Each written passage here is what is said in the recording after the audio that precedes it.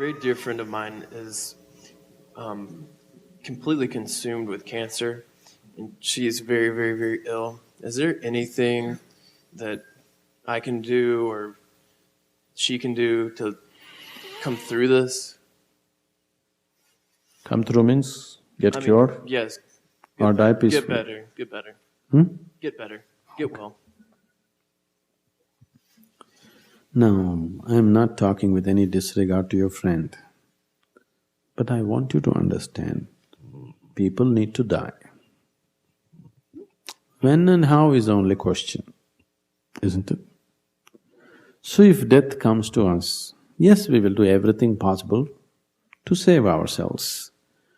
But if it goes beyond that, let us learn to die gracefully. Let's not fight with it and fight with it like endlessly, It's a horrible way to die. The way people are dying in Western countries is really a horrible way to die. Even though they're 85, 90, staying in a hospital with full of pipes and needles all over them, this is not. It's okay if you die 2 years early, what's the problem? You die peacefully and gracefully, that's more important, isn't it? See, death is the last thing that you do in your life, shouldn't you do it gracefully? We must learn to accept death as a part of our life. We are not wishing death, but when it comes, let us learn to go through it gracefully, If there is a possibility of saving ourselves, living beyond that, that is fine. But what I see in all the geriatrics homes in United States, many people are living beyond their death just because of medical support. And it's such a torture to themselves and to everybody. You should see the way in some of the homes they're being treated. Not because of anything, the people who work there after some time they get irritated because these dead bodies walking around. They don't understand anything, they've forgotten everything, they're like lost all their senses because they've lived beyond their time.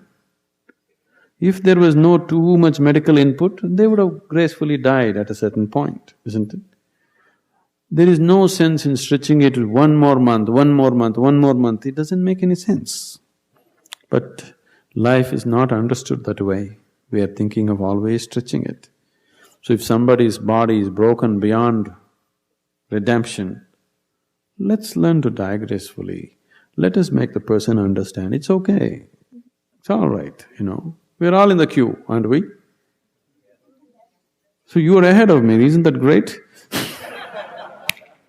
In any queue you want to be ahead of everybody, isn't it?